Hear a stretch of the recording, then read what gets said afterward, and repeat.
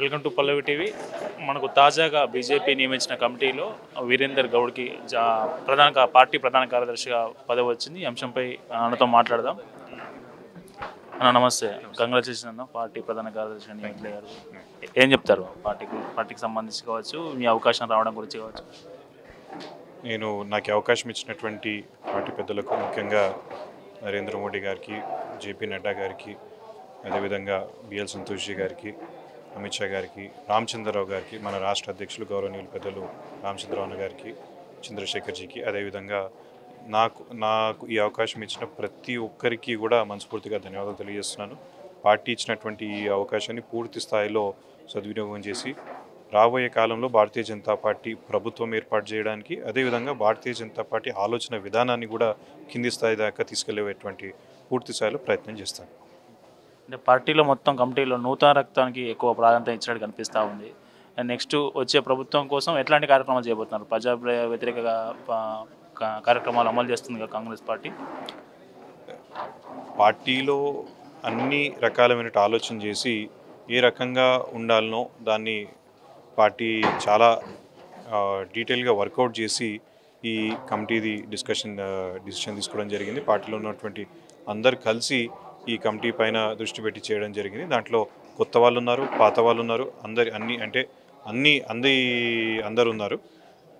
రాబోయే కాలంలో మనము భారతీయ జనతా పార్టీ ప్రజల్లోకి వెళ్ళి కేవలము మేము ఓటు అడిగే అవసరం లేకుండానే మేమే ఓటేస్తామని చెప్పి ప్రజలు చెప్పేటువంటి పరిస్థితి ఇప్పుడున్న తెలంగాణలో మనకు కనిపిస్తూ ఉన్నది.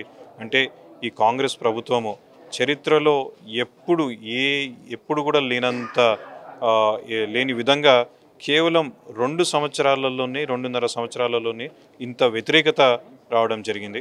అంటే దీన్ని బట్టి 2 సంవత్సరాలలో ఇంత వ్యతిరేకం రావడం జరిగింది.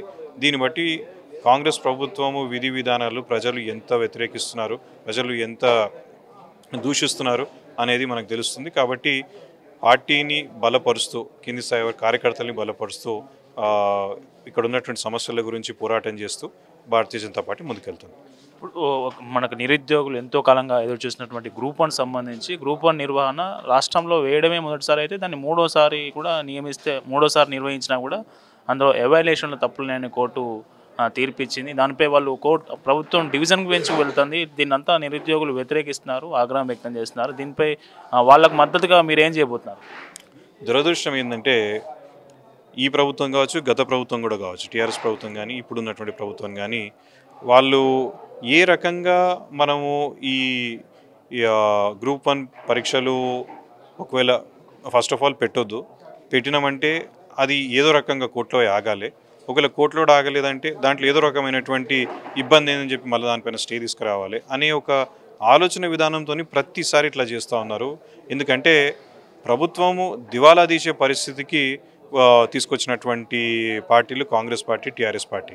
మళ్ళీ వీళ్ళందరికీ మనం ఉద్యోగాలు ఇచ్చామంటే వీళ్ళకి శాలరీస్ ఇవ్వాల్సి వస్తుందేమో ఒక భయంతో వీళ్ళు ఇప్పుడు ఈ ఎగ్జామ్స్ని కూడా పెట్టడం లేదు.